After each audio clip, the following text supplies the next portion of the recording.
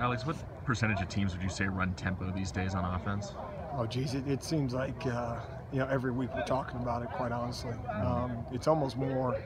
You talk about it when a team doesn't. More so, it's kind of the script has been flipped. I mean, you'll see it on film, like with these guys. The chain guys. It used to be, well, the chains aren't set. Well, the chains are in full-on sprint mode, and they're running the next play. So that's reality, and it's nothing new. We got to adjust to it. From your perspective, from the defense perspective, what makes tempo challenging, just apart from not being able to sub so much? Well, I think obviously the substitutions, which you mentioned, and there's why do they do it? To prevent you from subbing. They're trying to use it to get you in a situation where you're not as disciplined as you otherwise would. So they're trying to prevent as best they can eye control, which is so critical. The lack of delay between plays, doesn't give you an opportunity to kind of, maybe process what took place the play before and kind of process what the call is from the sideline, what you might see. It really limits the amount of tendencies you can talk to your players about, because they don't have time to, necessarily see all those things. And I could probably list 20 more, but there's several. There's a reason they do it, and it's effective.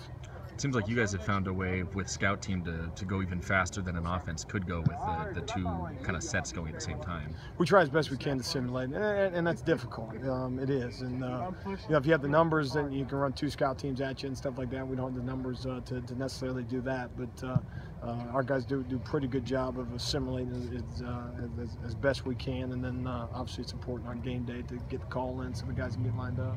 Thanks. When you're preparing for an offense like Arizona's, where they've got an explosive running backs even, and a mobile quarterback, how difficult is it to try to coaching over pursuit?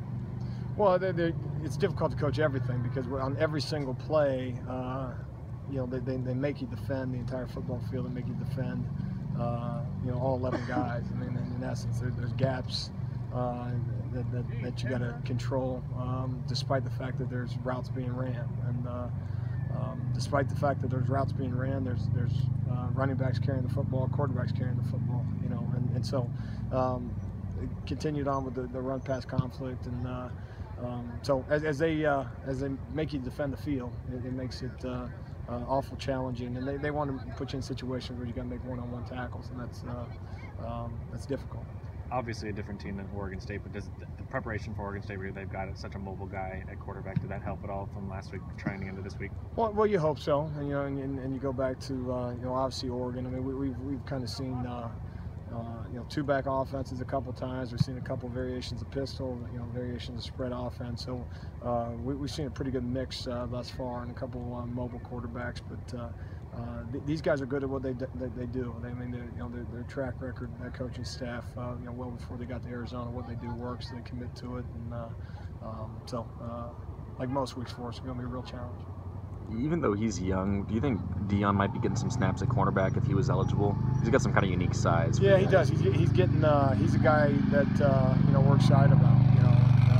The situation presented itself he was able to play this year. He'd be a guy that would certainly be in the mix. I mean, those are back end positions are one that from a depth standpoint we got ways to go to get that kind of shored up.